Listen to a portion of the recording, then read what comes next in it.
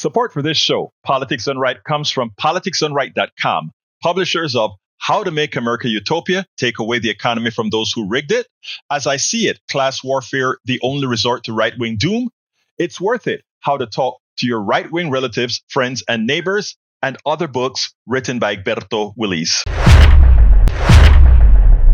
Welcome to another edition of Politics Done Right. I'm Egberto Willis, your host. Today I'm honored to have Alexandra Geese from Germany. She is a member of the European Parliament. First of all, thank you very much for being here at Netroots. Tell us a little bit about yourself. What do you do in Parliament? Well, first of all, thanks for having me. Very honored to be on the podcast. I'm a member of the European Parliament from Germany and for the Green Party. So my party is the party that fights for climate, nature, civil rights, social equality, and so on. And I personally work a lot on tech policy. That's one of the reasons why I come to the US a lot, fighting against the tech bros, fighting against fascism. So I think this is where we're in this fight together. You know, I'm glad to hear that. Now, for some reason, when I didn't realize you're also part of the Green Party. I don't know, that's just kind of slipped my mind. But you're also, I believe, a translator in the European Parliament. Well, that was my previous career. I was a simultaneous interpreter, a conference interpreter, and I worked in a lot of places. I lived in Italy for 20 years. I'm originally from Germany, but then I went to Italy, and that was basically my job before entering politics. But I also translated 4 years. I was an interpreter in the European Parliament before I changed roles. Yes, that's true. Well, I just wanted to show the versatility of the members of the European Parliament. Now, interestingly, one of the big buzz, you came over here to talk tech policy, etc. One of the intricacies issues right now is AI. AI is the magical word, and I want to know what the sense of how do Europe sense that takeover is going to occur? What's your feeling about AI? I think we are still struggling with developing a European vision of AI. So there's this dominant narrative coming from the US that says, well, AI is going to fix everything. I doubt that. It also says European is lagging behind because the big AI companies now are American or in a minor way Chinese, and Europe doesn't really have anything big in terms of companies or technology. And they say this is because you have too much regulation. This is the fight against regulation. What actually we do in Europe, and we're quite successful in doing it, is protecting people and making sure that people have access to jobs, to public schools.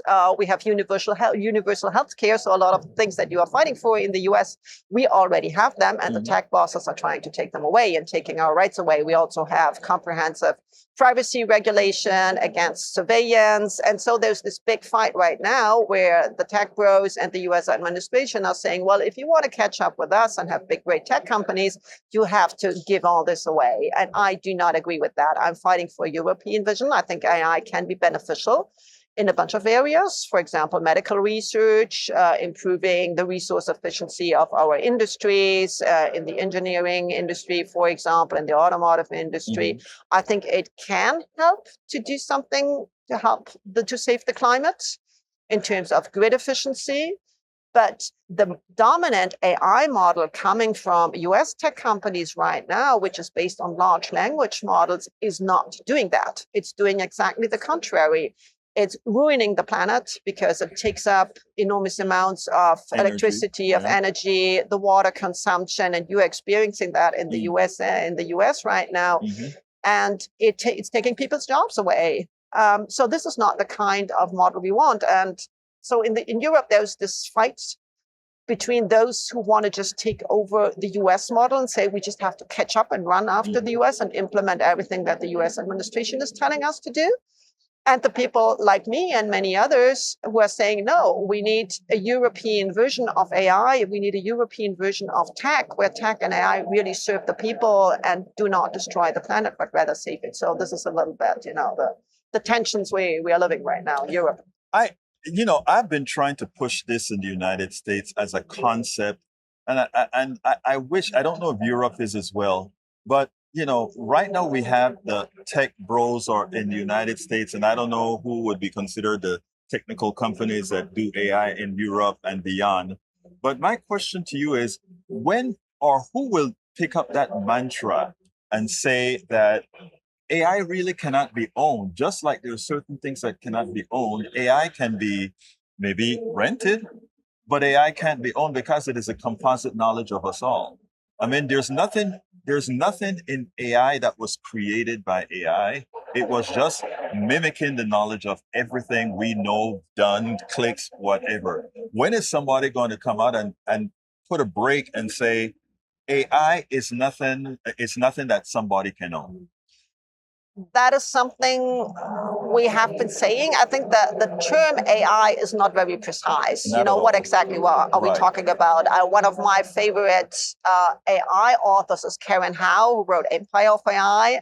And she has this great image where she says, well, AI doesn't mean anything, can be a rocket. It's like transport. Right. Transport can be a rocket or it can be a bicycle. Right. So there's some instances when you want to go to Mars, if you need to go there, you might need a rocket. Do we really want to go there? Right. In many instances, a bicycle when you're downtown is maybe a better choice, easier to park, doesn't pollute, and so on. So I think the question for Europe is more, what kind of AI do we want?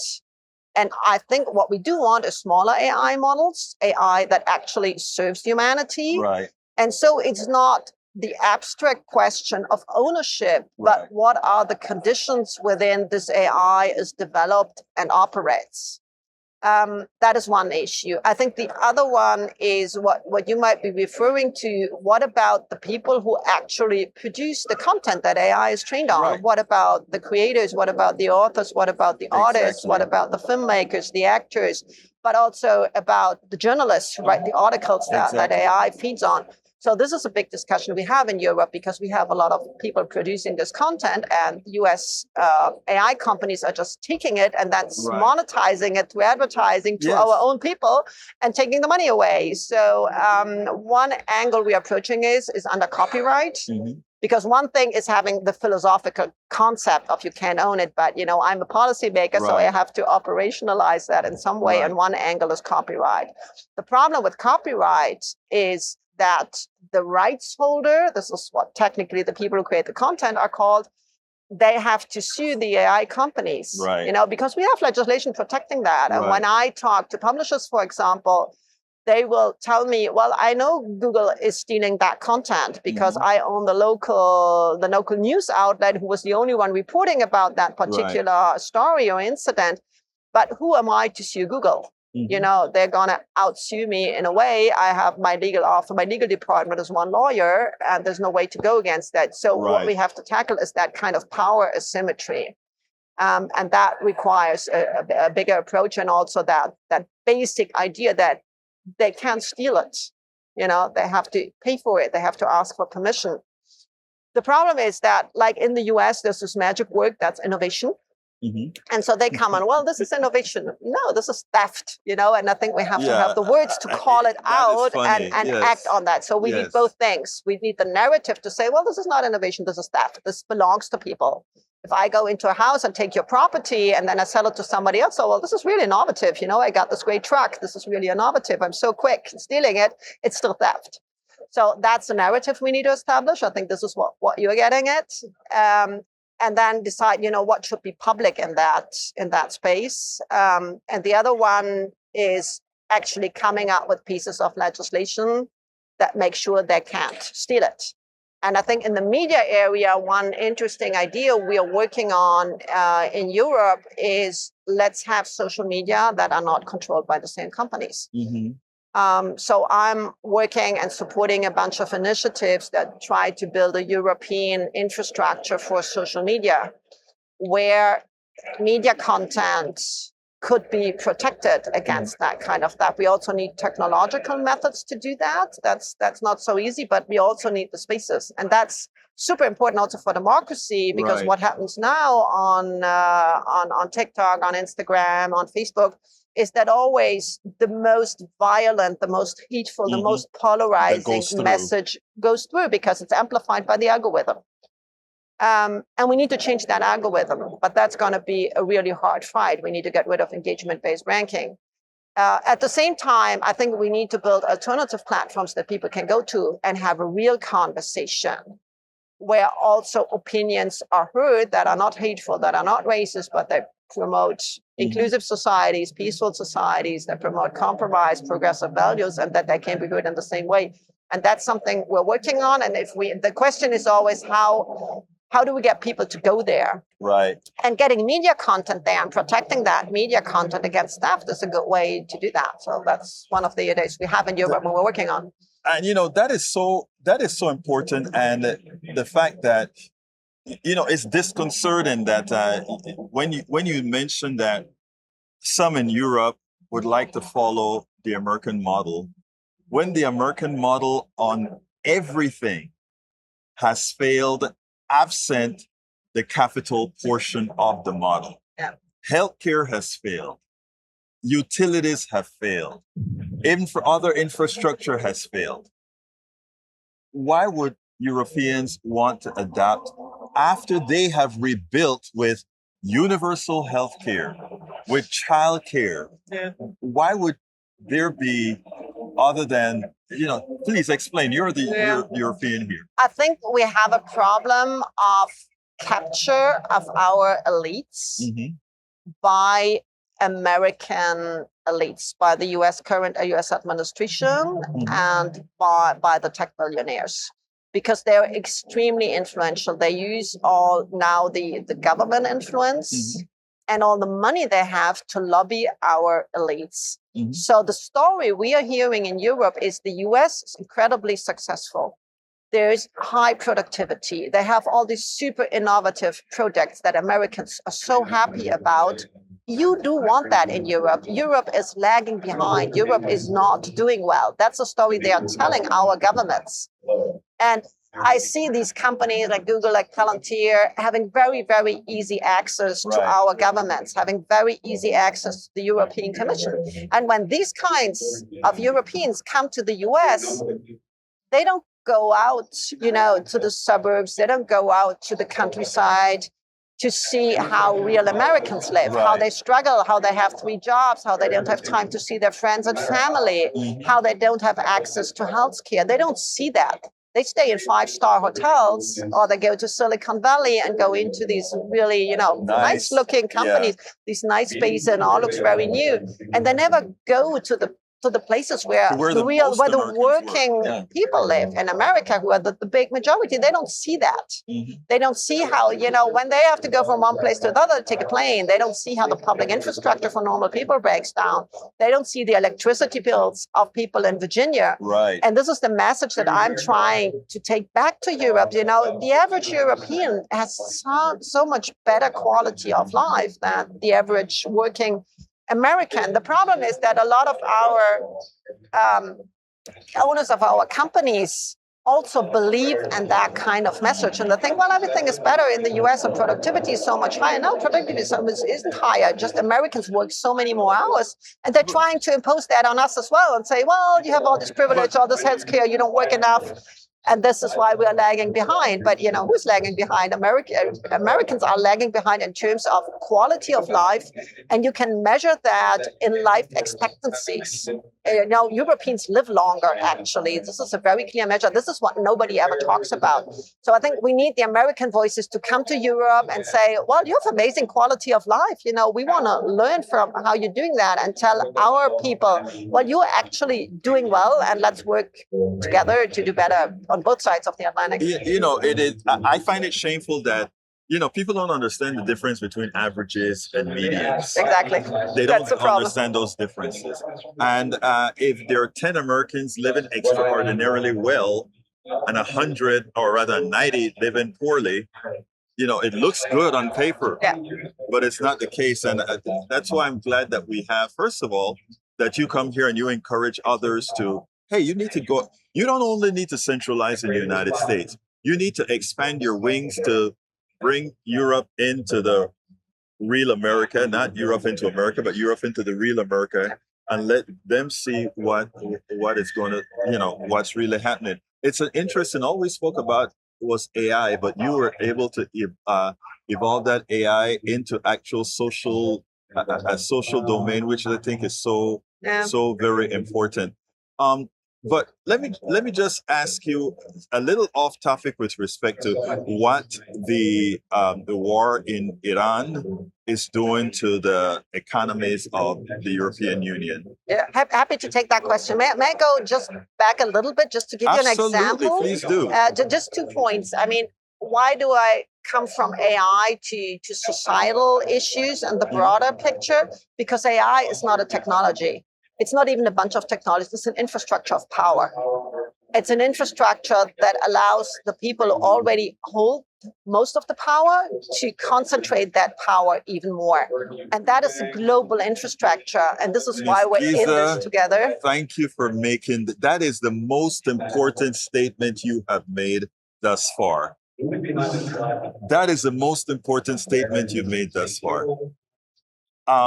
Going to Iran now, the disruption that you're having with the oil supplies to Europe, given that Europe gets a lot of its oil through the Strait of Hormuz and also through the other entry. What are your thoughts? Well, the energy prices in Europe have gone up, and this is a real issue for our industries. I'm from Germany, so we are a heavily industrialized country, and we have a lot of energy-intensive industry, chemical industry. We have steel industry, and we want to keep it. Frankly, we don't want to have it to leave.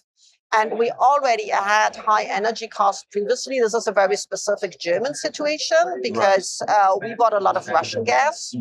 And when Putin started the full-scale invasion of Ukraine, we had to wean off the Russian gas very quickly. So now, let me stop you a second because that sort of upsets me. Let me tell you why. You said you had to wean yourself off of Russian gas. Don't you really mean that the United States pressured Germany to wean itself off of Russian gas? In that case, no. I think there were U.S. interests to get us hooked on U.S. gas. Right. That is true, but I think it was the right step to take, and I really defend that. Okay. To not keep supporting Putin's war economy. Okay. I have been to Ukraine. I've seen the suffering of the Ukrainian people. Got you. I think it is extremely important that we do not support monetarily through the buying gas, the Russian war effort. We really have to make sure that Putin doesn't have the money to continue the war in Ukraine. So I think it is very important that we got off the Russian gas for Germany, but it was a huge effort for our industry. It absolutely was. And we are stuck with energy costs that are a lot higher than the previous German government, which the Green Party was an important part of, really made sure that we increased the supply of renewable energy. And we were quite successful. We have a share of 60% now in renewable for electricity, for example. We started a really enormous build-up. Pardon? What percentage of your electricity was from it's 60% now, 60. Is it still 60%? It's still 60%, because the right wing has been trying to tell the United States citizens that Germany tried it, and Germany is failing at that is absolutely not true. I know it's not true, but I know that with some of the crises that you had, you may have had to power up some coal plants, I believe, or something to that effect. We used to have a lot of coal. Yeah, we're trying to phase out coal. Traditionally, we had a lot of coal and gas. Right. So we are trying to phase out coal because coal is really the main climate killer. Right. And we're working on that, and we are replacing it with wind power, basically, and solar power. Right. And during that government, people felt really empowered. And what was the really interesting thing that the government thought, and all the studies say, you have to go for wind power because wind is really extremely powerful. We have the North Sea, so that is a resource we have. Right. And what happened, we did build out wind power, and we took down some regulation that was slowing it down. So we really accelerated wind power. But what people did is they really responded to that call, and they put a lot of solar panels on their roofs. So the build out in terms of solar power exceeded every expectation that government had. That was really, really amazing. So there was really this common impulse to search of renewable energy. So that was successful. The problem is that the current government is sort of taking out the incentives out of the system to feed more renewable power in, because the problem is more in the grid, and you have the same problem because of the data centers. The grids are not good enough to distribute, and we have the energy in the north of Germany, but the industry is more in the center and the south of Germany, so the transmission is the problem. It's very costly. And this is what we should be working on. We shouldn't be scaling down renewable energy. So this government, like 3 days before President Trump started the war against Iran, came out with this package saying, oh, you know, we're going to use the incentive for renewable energy because it's too costly on the grid, and we don't want to deal on that with that. And I mean, there's gas, and gas is fine. And then the gas prices soared.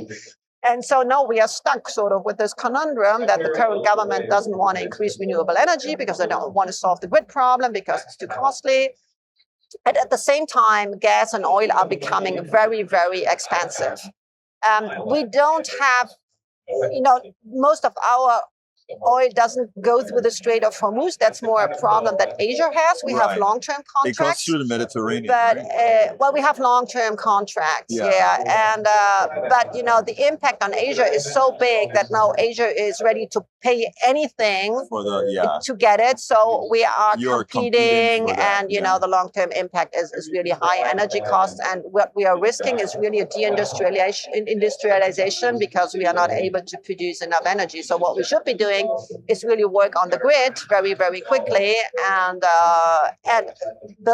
continue the build out of renewable energies. At the same time, also focus on energy efficiency and decide very well where do we want to put our energy.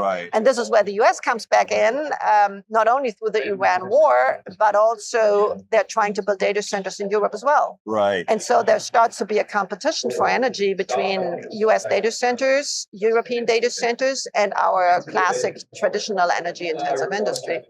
Well, PM Alexandra Geese, what should I have asked you that I didn't? What can the US and Europe, how can progressive movements in the US and in Europe work together to make the world a better place for both of us? I think connecting very closely, because when I say in Europe, I don't like this AI model. I want AI that serves the people. I want social media that serves the people. People tell me, oh, you are anti-American. This is going against American companies, so you are anti-American. And I'm not, you know, I'm here. This is the reason, because I think we have very common interests. That's an easy answer. And when I hear Americans at this conference go on the stage and say, all we want are safe jobs, universal health care, and public schools. I say, well, we have that in Europe.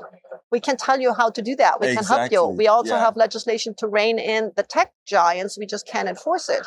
So I think what we need to do is talk to each other more, get your voices over to Europe and tell European people, you know, what the US president wants from you when they say they want to deregulate, they want to simplify, what the tech pros want when they say you want to catch up. They want you to live in a world without healthcare, without public schools, without affordable housing, without safe jobs. You don't want that. No. You know, and that is not anti-American. That is pro-American. That if we in Europe say, no, we like our way of living and we want to defend it. At the same time, I think we can learn a lot from US politicians, I have to say, on how you mobilize your communities, how you do grassroots organizing. You know, yesterday I heard the people from Minnesota speaking, and I really had goosebumps. Yes. That was, you know, everybody in Europe was following what happened in Minnesota after the murder of Renee Good and before, and that was so amazing. And hearing how they organized it, how they're doing that, I think this is what we can learn. And what we need to do is to build common narratives around tech. Exactly. Because I think we want the same thing. We want our children to be safe. We want to be able to talk to each other without hating each other. We want to keep up our health care. We basically want the same thing. So let's get that message through on how to get that. How do we regulate tech? How do we keep our kids online safe? How do we make safe online spaces with free speech for everybody where we can exchange? This is what we want on both sides of the Atlantic. And how do we build AI that serves the people and not the billionaires?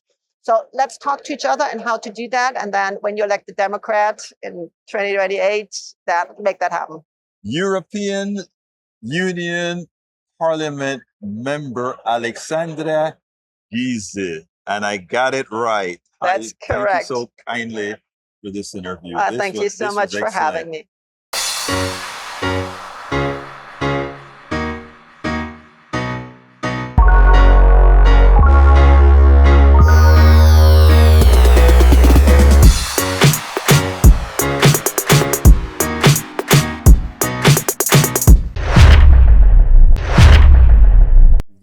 another edition of Politics Done Right. I'm Egberto Willies, your host.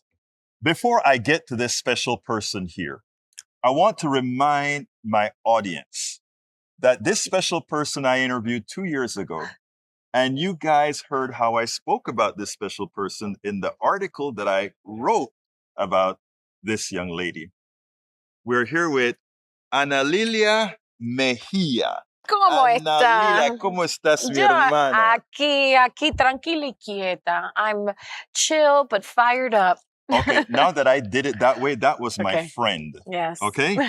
But this is Congresswoman Analilia Nice to Mejia. see you again. How are you doing Yes, I today? am doing quite well. Thank you. Let me tell you, I can't tell you. That's a code switch. That's a code switch. Yes, it is. I can't tell you how excited I was Oh man, thank you. watching your campaign. you, thank because you. I watched it, and Yeah, that's no joke. thank you New so Jersey, much. I watched it, and I watched it because you left an indelible impression on me. Oh. You know, there are some women in the progressive space Mhm. that, I mean, they are out there fighting, Yes. and As you we were one should. of them. Thank And I you. remember that interview that we did before, and you went out there and we were talking about all the isms, and we were talking about all the things that were going wrong with the Well, I country mean and what it. we need I to meant do. it. And you meant it. I meant it. And I could see there are solutions. I was like, man, you know, if what we're trying to do is capture governing power, Right. and governing power means we have to, insert ourselves into the narrative and make sure that our issues are being spoken about, that Yes. we are making clear demands by setting an agenda for our people. But then governing power is also the ability to decide. And so I have to tell you that, I've been in Congress for a month. Mm-hmm. I embarked in this in November of last year, and I looked around and I was like, you know what? This is a moment in which we all have to lean in. I never would have imagined running for any office, but I'll tell you, Rome is on fire. And we need organizers that will come in and will not only advocate for people, will create ideas, will organize ourselves to fight back, but we can actually train more leaders, more organizers while we're systematically trying to capture this governing power. Our country needs it. I mean, if we want, we are the beneficiaries of the struggle of the Fannie Lou Hamers, of the Bayard Rustins, of the, all of these organizers that came before us. And now it's our turn. We have to be more than good, like, descendants. We need to be good ancestors. So I'm here to do that. And this is exactly how she sounded 2 years ago. And that's what makes it beautiful. Now, Yeah. let me tell you, Yeah. you've mentioned about organizers and being a congresswoman that was formerly an organizer. And Yeah. you were a damn good organizer. You Thank were able you. to gather people. Thank Now, you. here's the thing. Yeah. That is what the politicians aren't doing today. They're gathering lobbyists. Mm. They're not gathering people. Yeah. That's the difference between voting for somebody like you and voting like Thank somebody you. that was your opponent. And I Yeah. can't even remember his name, not necessary. There were like But- 11, so it's cool. Yeah, But look, when I saw that race and when I saw the outcome, but more importantly, when I saw the outcome of not the race itself now, but the primary that you just Oh, won, yes. that was yes. even better because it was, Yeah. you are now the incumbent, and forget it. They realized after seeing you, after seeing how you accepted, after doing it, okay, after all, she's ours, and Yeah. we're going to support her. Yeah. That's what Well, I saw in that vote. I will tell you that the people, Mhm. I think, the bottom line in our political system, it's very much driven by who can raise the most money, Right. who has the most corporate backers, who Yes. has the lobbyist ear. And because money is what buys you the lit and Right. buys you the yard signs and gets you a consultant. But, the truth is, I knew I was going to be outspent. I was outspent 10-1 in my first primary. I was continuously outspent. But I know that organized people can face organized money. And I know that when I engage folks, I think about distributive organizing and distributive fundraising. What's that? That means that when you connect with 10 people, 100 people, and then you move them into alignment that they're willing to not only go out and vote, but they are willing to go talk to others. You ask them to multiply themselves. Okay, I give you a challenge. Now that you are in alignment, you believe that workers deserve fair wages and the ability to care for themselves and their families, that our economy shouldn't be rigged to benefit a small group of people, that as long as you have a financial incentive to incarcerate, or a financial incentive to deny healthcare, or a financial incentive to limit who has an opportunity at education, as long as those financial incentives exist, we're always on the losing end. So how can we organize ourselves in a way to get people to see that organized people actually has the most power? And now your challenge is go find 10 other people that are willing to step up just like you. And that's how we win. That's how we have to win. And that's how you won. Yes, that is. And that's what we have to put it out there. And what's important as well is for people to see that people doing the right thing can win. Yes. You don't have to do the lobbying thing. Look how much money was placed against you. Yes. You don't have to have the look, money is great. Don't get me wrong. I mean, it's necessary. It's necessary. But at the same time, the most money it's not enough. It's not enough to win the ball game. So what are your plans now? I mean, you're going to have a Republican running. Yes, opponent. I will. Honestly, my main objective right now is I'm serving the people of New Jersey's 11th, and I am working with my new colleagues to really dig into how do we, even while we are in the minority, what are the ways in which we still continue to capture governing power? Folks may have seen me out there at Delaney Hall at the Elizabeth Detention Center. I've been advocating a lot for the rights of detained people. I believe that there is medical abuse that is happening right now. Not only, and I'm not surprised because we have medical abuse at our penitentiaries. We already treat our neighbors with callousness when it comes to accessibility to healthcare. That's why we don't have Medicare for all. That's why people can't afford their medication or their insulin. But what's happening in Delaney Hall in these detention centers is particularly egregious. There are two things that I could see happening right now. One, when people are detained, they are brought into institutions and no one cares enough to ensure their well-being. They're not calling their doctors to make sure that they're taking their medication. They're not ensuring that individuals with chronic conditions are being cared for. And I know that seems small, but if your grandmother has diabetes, if your father has congestive heart failure, then you know that if they skip their medication, they can die. So we are in fact creating conditions that could be a life sentence, a death sentence, better yet, for people who a month ago had protective status, who maybe have worked in this country for 30, 40 years. And okay, let's say you still don't care. You still don't care about human beings who are simply trying to raise families and follow the law, and maybe were even captured at their court-appointed date. But you should care about yourself, because if we have a government that is allowed to treat people with inhumanity, that once you are in their possession, they can murder you, then you expose yourself. What makes you any different? Exactly. And so we must stand up for the rights of our friends and neighbors if we wish to protect our own. That's been my focus right now in my month in Congress.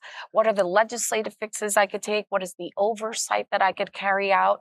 And simultaneously, I'm running again because I had to run 4 times for this seat. Imagine that. Oh, You've already done the 3. Right? Yes, so now you got 1 more to win. Yes. And by the way, the district is... What was the district that made the last 2-year election? So the district is understood to be pretty much a +8 for Democrats. I did beat the Republican by 20 points, so maybe I'm doing something right. Yeah.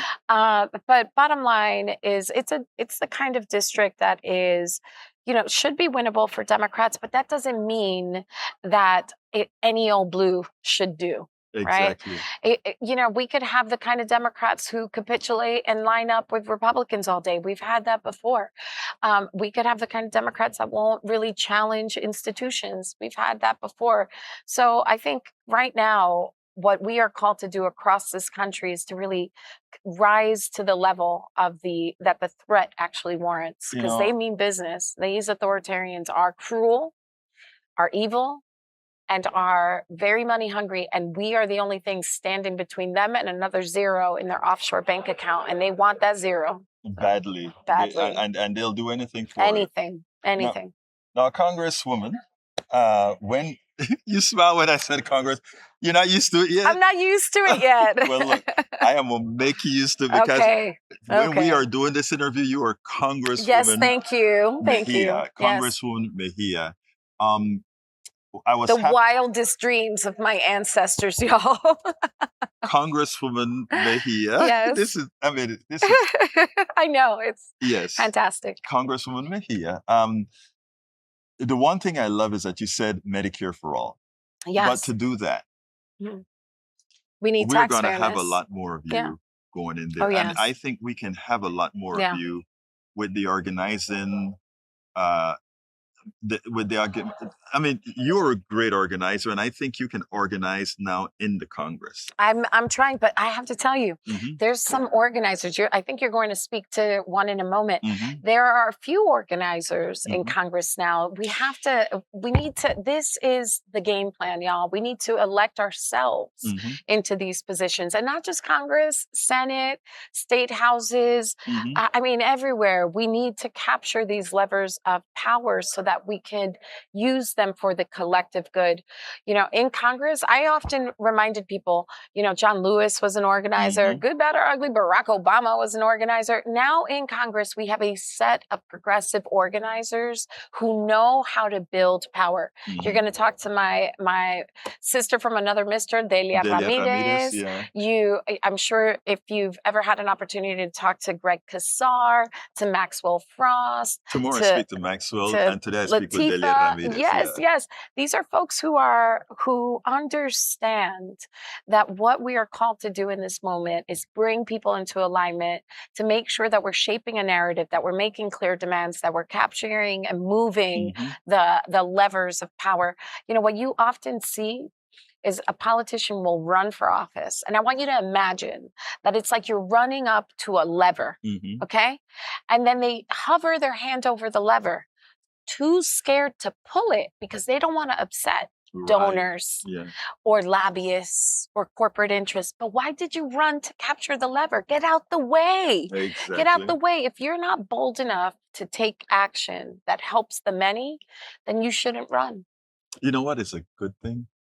You know what it is to not be a politician. I do. You know what it is to not to. I know what it is to push politicians. Yeah, exactly. So it is like, well, I'm going to do what I'm going to do. And if for some reason the voters vote me out, I'm still going to be an organizer. I'm still going to be an organizer. Yes. That is my calling. I feel deeply. My calling is how to build collective power. I believe in building the beloved community. I think, I'm a person of faith. I feel like I've been given so many opportunities in this life. I benefited from good policy making. When my mom got a unionized job, I benefited from the labor movement. When I went to college and had a Pell Grant, I benefited from policies that created pathways for first generation, for low income students to go to college. When I needed healthcare when I was a child, we went to federally qualified health clinics, but I benefited from food programs, from school lunches. I benefited at every turn in my life. When I look back and I think about what brought me here, good policy made a difference. And so how dare I not replicate that for those who come after me? Too many climb up that ladder. I think about J.D. Vance in particular. They climb up a ladder and then pull it up so that no one else could come behind them. No, I build ladders. I break it down. I'm throwing rope. We have to lift each other, because freedom isn't cake. It doesn't run out if you No. get a slice. No. It doesn't run You out. go, You know, we could do Congresswoman, this. You go. So You go. Well, look, I mean, let me thank tell you, you. it is, first of all, I can't tell you how proud I am of you. Thank you. You know, Thank you. You You are, just did, though. I did. I sure did. You are an inspiration, and Thank you you. continue to be an inspiration. you. And I've listened to you after you've won. And you know, there are some people after they're won, they've won. They water down a little. You see the things change, and I saw you ramp it up. That's what I saw. Look, Congresswoman Thank you. Analilia Mejia. Thank you. I'll Thank see you so again. kindly for Thank being you. here on Politics Done I'm Right. so grateful. I Thank you am so as well. much. All right. Bye, y'all.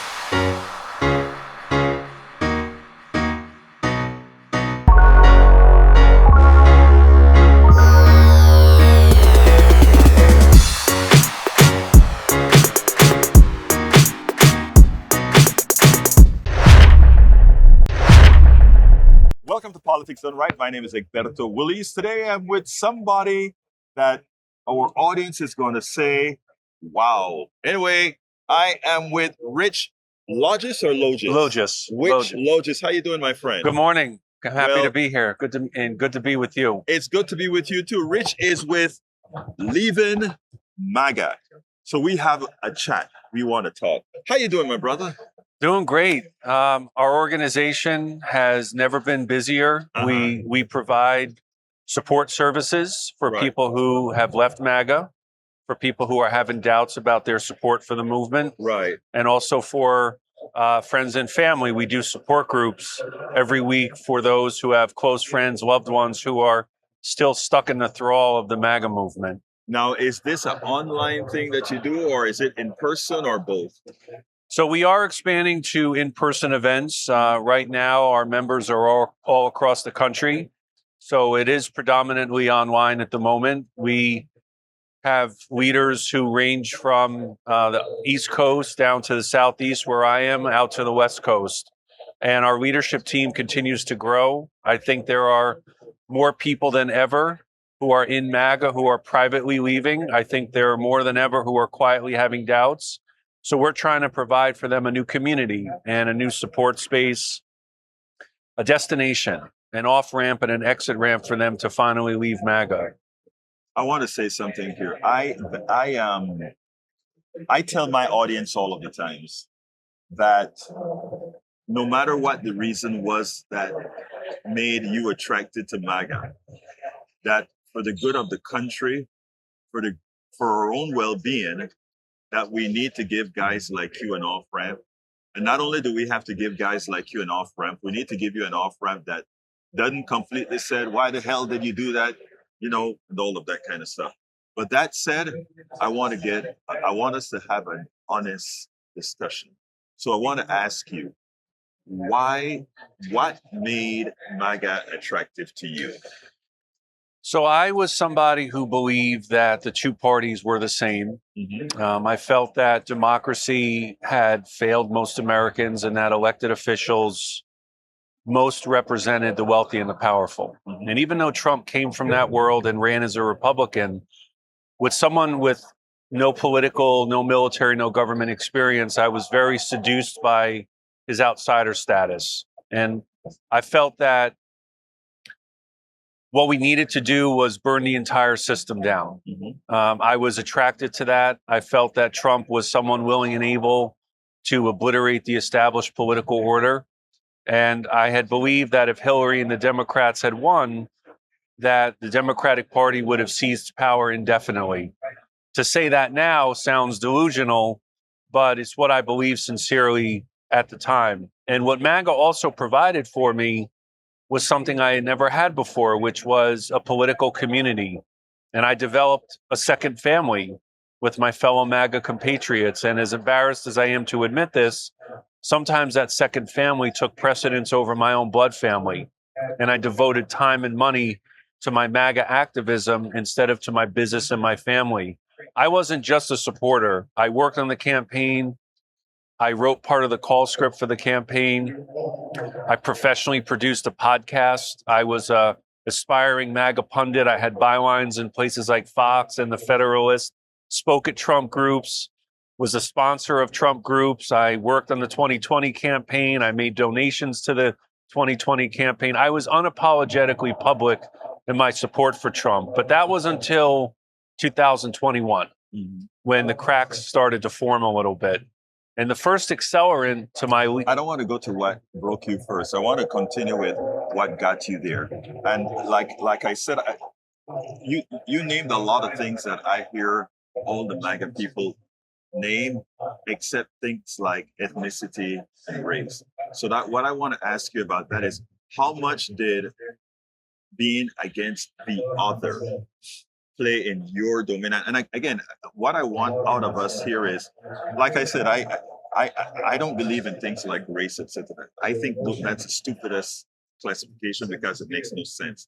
But I live in a racialized society. And as a Black man, as a Latino myself, that's what I have to live.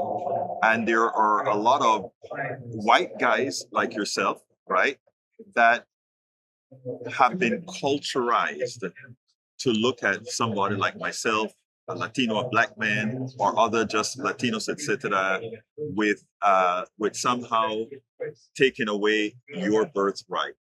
Is that something that went through your head as well? So I wrote a memoir in February. It's entitled One Betrayal Too Many, Why I Left MAGA. And in the memoir, I write about a they. And the they were mostly Democrats. And this was a group of people who were trying to abridge my rights, who were trying to replace white people with brown people and foreigners, trying to take our guns, trying to transform America into a communist or socialist nation, trying to persecute Christians amongst some other things. I genuinely believe this, and I knew others who were around me who also believed this. So there was, unfortunately, something of a white panic within MAGA for myself, because I believe that as whites became more and more of less of a majority, right, that a majority minority country would result in permanent Democrat power. And that worldview partly shaped a lot of my writings, my activism itself, a lot of what I said, a lot of what I wrote. I trafficked in some abhorrent rhetoric, referring to Democrats and liberals and progressives as Nazis, as terrorists, as malignant, a lot of language that I have a lot of remorse over. But there's no doubt that some of that racial panic does exist for some within MAGA. I don't think most in MAGA are extremists, but I do think that MAGA is an extremist group because it encourages adherents to demonize, dehumanize, and vilify those with whom we disagree. And I did that all the time, whether it was a Democrat or a liberal or a progressive or an anti-Trump Republican, like an Adam Kinzinger, for example, who wrote the foreword to my memoir. I enabled a lot of the division by the president, and I helped the president divide the country, and I was culpable and complicit in helping the president amplify conspiracy theories. And for that, I am very sorry for a lot of what it was that I engaged in. Let me tell you, like I said, first of all, I'm glad that you left. Secondly, like I've said all the time, you do have a place to land. I do believe that that is where we have to go. We really believe in uniting the country. A lot of folks.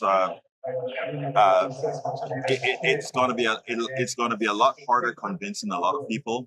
I think with the deeds and what you've been doing, you're doing a damn good job. Thank you. Of saying, look, this is who I was and who I'm trying to be now. Because as a person who had their own prejudices myself, there was a time in my life, decades ago, I would have been considered a sexist and a homophobe. I've extricated that from my life unapologetically without wanting a pat for my back for having been so stupid myself. So I am saying, I think if and people have given me a place to land, and I think, women have given me a place to land, gay folks have given me a place to land, and I'm talking decades ago now, okay? This is a long time.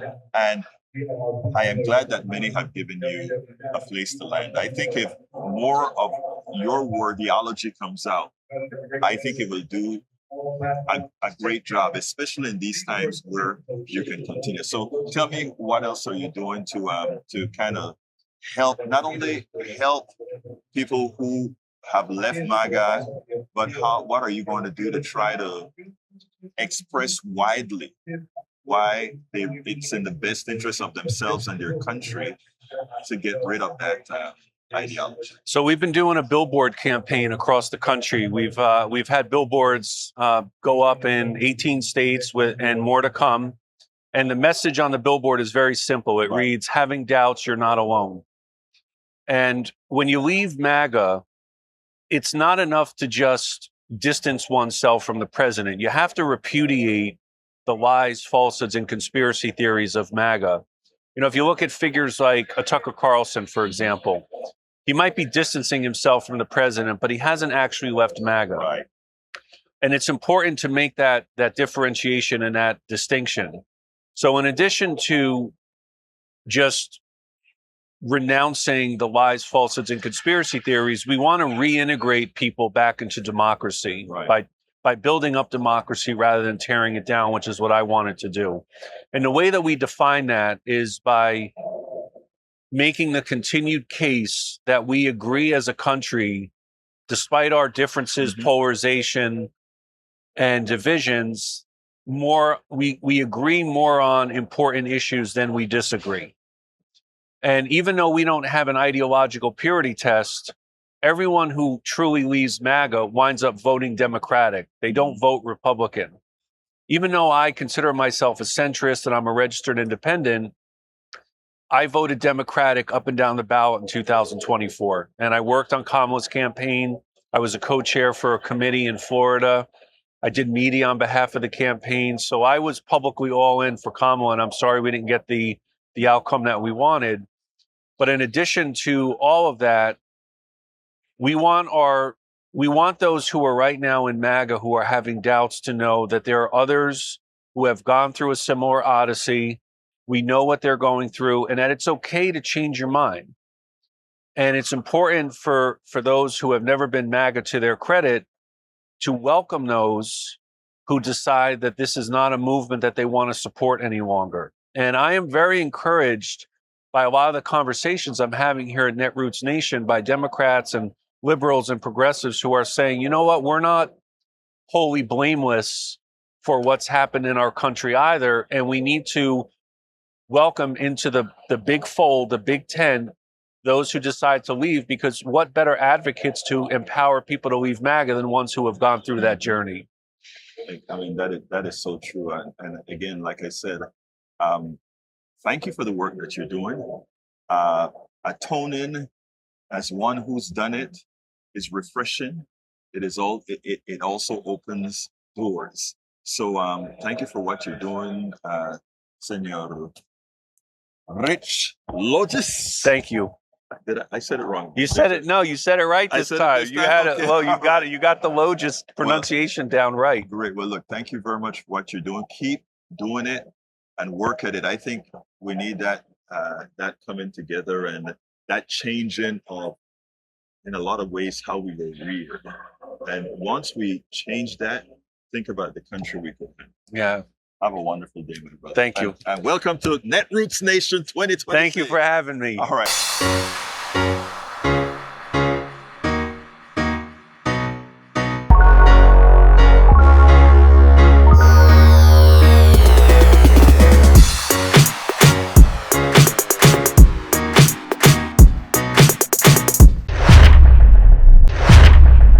Last video, it's on solar energy, people. This is very funny. Watch how this Congress embarrasses the secretary, one of Trump's secretary. This one is to die for. I guarantee you're going to laugh at that. You have to stay till the end of the video. Check it out. Senator, you are a longtime environmentalist, so I want to play for you an exchange about solar energy. I don't know if you've seen this. It's between Interior Secretary Doug Burgum and Democratic House lawmakers today.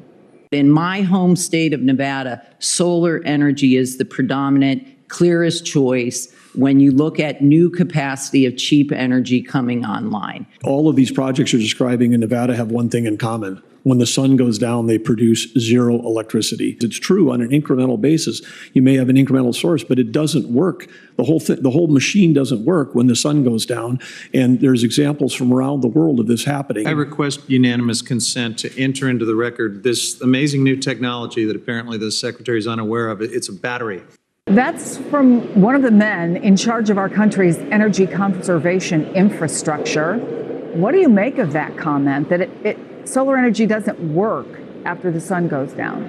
The Secretary of Energy, the Secretary of Interior, the head of the EPA, Donald Trump, they're all just responding to the fact that Trump said to the natural gas industry, the oil industry, if you raise me $1 billion in 2024, I will destroy all of the competition to the oil and gas industry.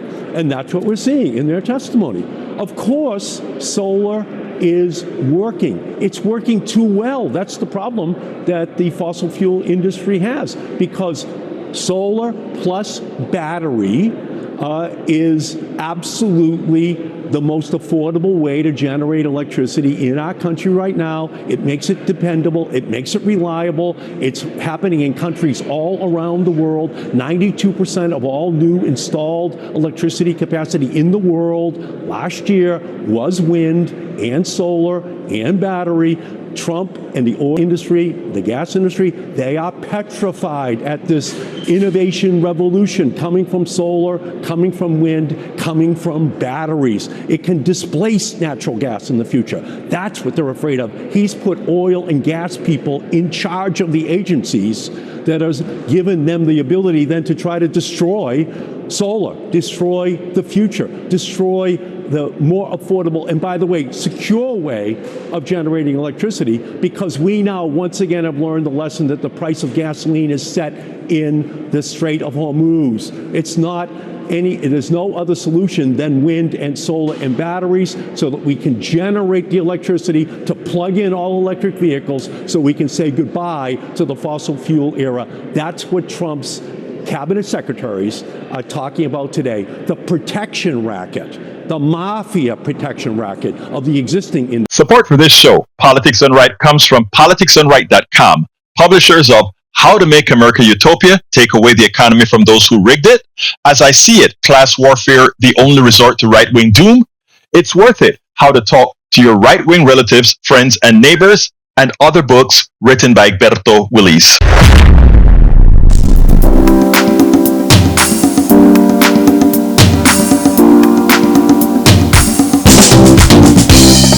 Welcome to Politics Done Right. I am your host, Egberto Willis. This is a progressive program